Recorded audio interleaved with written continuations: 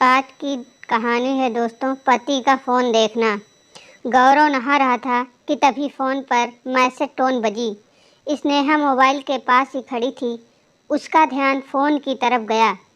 उसने सहज ही फ़ोन उठाकर मैसेज पढ़ा। हाय, गुड मॉर्निंग डियर। किसी स्वीट हार्ट का मैसेज था। हर पल स्नेहा के दिमाग में अब यही विचार कौंधता रहता कि ये स्वीट हार्ट कौन है। शाम को गौरव घर आता है तो स्नेहा पूछती है, ये स्वीट हार्ट कौन है। गौरव जवाब में सिर्फ मुस्कुरा देता और फिर से अपने काम में लग जाता है। 2-3 दिन बीत जाते हैं। उन विचारों ने अभी तक स्नेहा का पीछा नहीं छोड़ा था और फिर से गौरव के मोबाइल पर एक मैसेज फिर आया। स्नेहा सोच में पड़ गई कि आखिर ये स्वीट हार्ट है कौन। तब तक गौरव आ जाता है तो स्नेहा बताती है कि किसी स्वीटहार्ट का मैसेज आया है। गौरव मुस्कुरा देता है और फ़ोन उठाकर उस मैसेज का रिप्लाई करता है, हाय स्वीटहार्ट, हाउ आर यू, और अपने काम में लग जाता है। स्नेहा इस रिप्लाई को भी पढ़ती है। अब हर पल स्नेहा के दिमाग में यही विचार बार बार आता है कि आखिर ये है कौन। इसी तरह 2-3 दिन और बीत गए। फिर एक दिन गौरव के फ़ोन पर स्वीट हार्ट का मैसेज आया, आज तो मिलेंगे कि नहीं, तुम्हारी याद बहुत आ रही है। इस मैसेज ने आग में घी का काम किया। स्नेहा का शक और भी ज़्यादा पक्का हो गया। बीच में ऐसे ही मैसेजों का आदान प्रदान होता रहता और स्नेहा के मन में शक की जड़ें और गहरी होती गईं। स्नेहा के पूछने पर जवाब में सिर्फ गौरव मुस्कुरा देता और कुछ नहीं कहता। यह शक गुस्सा बनकर तब ज्वालामुखी की तरह फट पड़ता जब एक दिन स्नेहा को गौरव की जेब में सिनेमा की 2 टिकटें मिली। तब स्नेहा ने गौरव से बहुत लड़ाई किया। गौरव उसे समझाने की कोशिश करता रहा लेकिन स्नेहा कोई बात सुनने को तैयार ही नहीं हुई। गौरव को भी स्नेहा पर गुस्सा आ गया और यह झगड़ा और भी ज़्यादा बढ़ गया। गुस्सा शांत होने पर गौरव जब घर आता है तो चिट्ठी पढ़कर उसके होश उड़ जाते हैं। 10 दिन बीत जाते हैं और गांव के उस घर पर डोर बेल बजती है जहां स्नेहा रहने चली गई थी। स्नेहा ने दरवाज़ा खोला तो देखा दरवाजे पर 10 साल की एक छोटी बच्ची हाथों में चिट्ठी लिए खड़ी थी।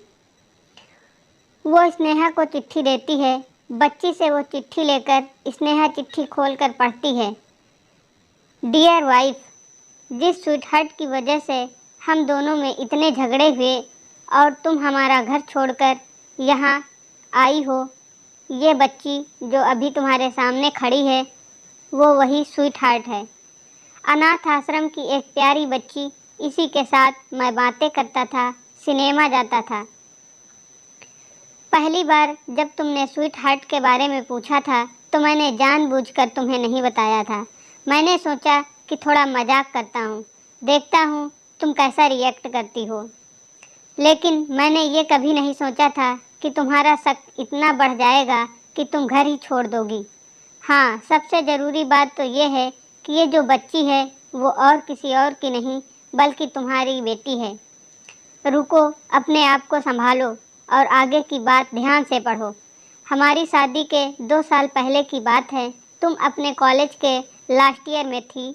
तुम्हारे प्रोफेशन में नोट लेने के बहाने तुम्हें बुलाया था और तुम्हें चाय में एक नशीली दवा खिलाकर ना करने वाला काम किया था। इसमें तुम्हारी कोई गलती नहीं थी, लेकिन कुदरत ने अपना काम किया और तुम्हारे पेट में इस बच्ची को डाल दिया।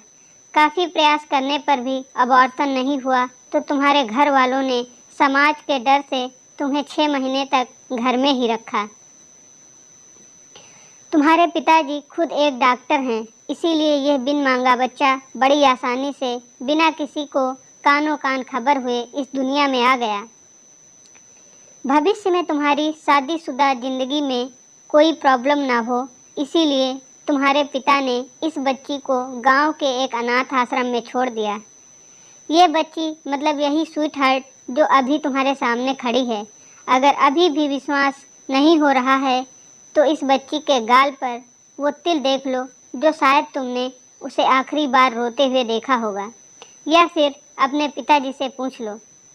स्नेहा जल्दी से उस बच्ची को पास में लाकर उसके गाल का तिल देखती है। उसका मन भर आता है, उसकी आंखों में आंसू आ जाते हैं, लेकिन अभी भी चिट्ठी पढ़ना बाकी है। वो आगे पढ़ती है, मुझे पता है अभी भी तुम्हारे मन में ये सवाल उठ रहा होगा कि ये सब मुझे कैसे पता। तुम्हें बता दूं कि ये सब तुम्हारे पिताजी ने खुद अपने मन में उठ रहे पश्चाताप को शांत करने के लिए शादी के 1 महीने पहले मुझसे मिलकर सारी बात बताई थी। उन्होंने ये भी कहा था अगर मैं चाहूँ तो शादी से इनकार कर सकता हूँ। मैंने स्वीकार किया क्योंकि इस पूरी घटना में तुम्हारी कोई भी गलती नहीं है और हमारी शादी हो गई।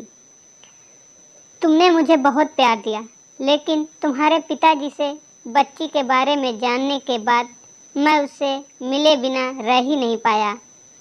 मैं बीच बीच में उससे मिलता था। उससे मिलना, उसके साथ समय बिताना मुझे अच्छा लगता था। कितनी प्यारी बच्ची बिना किसी गलती के क्यों सज़ा भुगते। बस इसीलिए मैं उसे थोड़ी खुशी देने की कोशिश करता था। बस मुझे इतना ही कहना था। अब अगर तुम फिर से अपने घर में आकर मेरे साथ रहना चाहो तो अभी गैलरी में आ जाओ। तुम्हारा और सिर्फ तुम्हारा डियर पति। बिना एक क्षण की भी देरी किए स्नेहा दौड़कर गैलरी में पहुंची और देखा कि गौरव अकेला खड़ा है। उसके चेहरे पर मुस्कान थी और स्नेहा की आंखों में आंसू। कारण कुछ भी हो, अपने दोनों के बीच में कभी भी किसी को थोड़ी सी जगह मत दो, क्योंकि दुनिया में हर बीमारी का इलाज है, लेकिन शक नाम की बीमारी का कोई इलाज नहीं है।